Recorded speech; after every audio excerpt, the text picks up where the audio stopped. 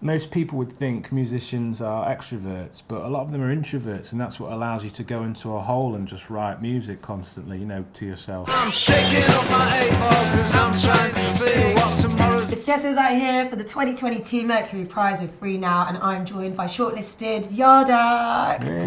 Hey, how are we doing? All right, yeah. Yeah, good. Still quite fresh. Yeah? I was going to say, just all right.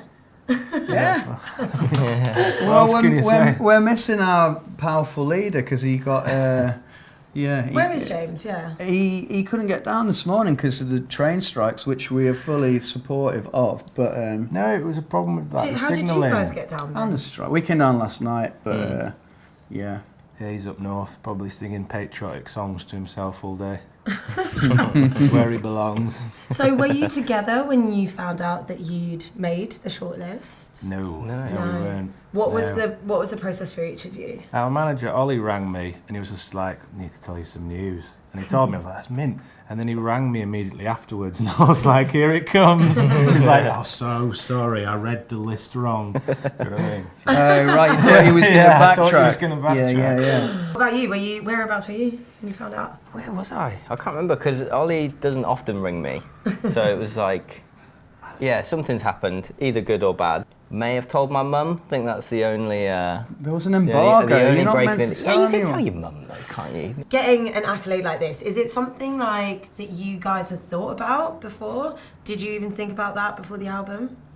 No, not me personally. I mean, I know the Mercury Prize. It was when I was a kid. I used to really respect this thing. Always thought albums on it. I'd always give them all a listen. So it's really cool to be on it.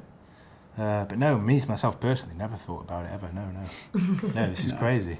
And what kind of journey do you take us on with this album? What did you want for listeners to have when listening to this? There is an overarching narrative that follows the album through. James writes all the lyrics, so unfortunately you're probably missing the most useful person for this thing. But it's basically a bit of a snapshot of the last kind of 7. What journey does it take years. you on when you listen to it? Especially now knowing that obviously there's this person that you're following through. Where does he end up for you? Well, it's like a rise and fall journey. So like we were on the rise, getting ready for the fall. I think the megabus home will be the fall for us today.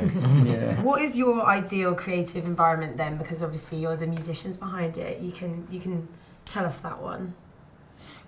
Oh, I don't know. Somewhere with a coffee machine. Yeah. Somewhere with espresso martinis on tap. I've read recently that most people would think musicians are extroverts, but a lot of them are introverts, and that's what allows you to go into a hole and just write music constantly, to yourself. So yeah, I think a bit of privacy is what I like. Yeah, that's the ideal, as long as it's quiet, somewhere where I can just do it without any distractions. I think not repeating yourself is a good creative thing, and that we were forced to do that with this.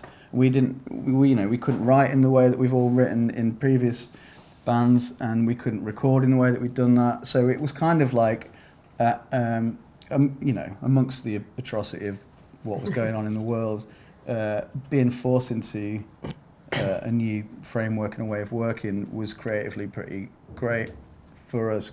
You only had a few gigs, was it 3 gigs before we went into lockdown? Yeah. Do you think that affected the sound of the album and then coming out the other side? What did that feel like as well? Neither of us played those 3 gigs either, so Yeah. no, we hadn't played a single gig by the time the Overload was released.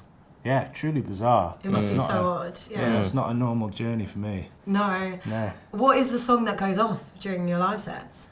And there's a few now. Weirdly, 100% Endurance, the slowest song on the album, always gets the biggest mosh pits. It's like, what are you people doing? This is crazy. It was like an ironic mosh pit. Yeah. Dead Horse, the Overload always goes off. Dead Horse goes off. Payday. Yeah, Yeah. the singles, I guess. Actually, it just occurred to me, they're the first 3 songs on the album. Do you reckon that's how far people have got through? Yeah. Maybe, yeah.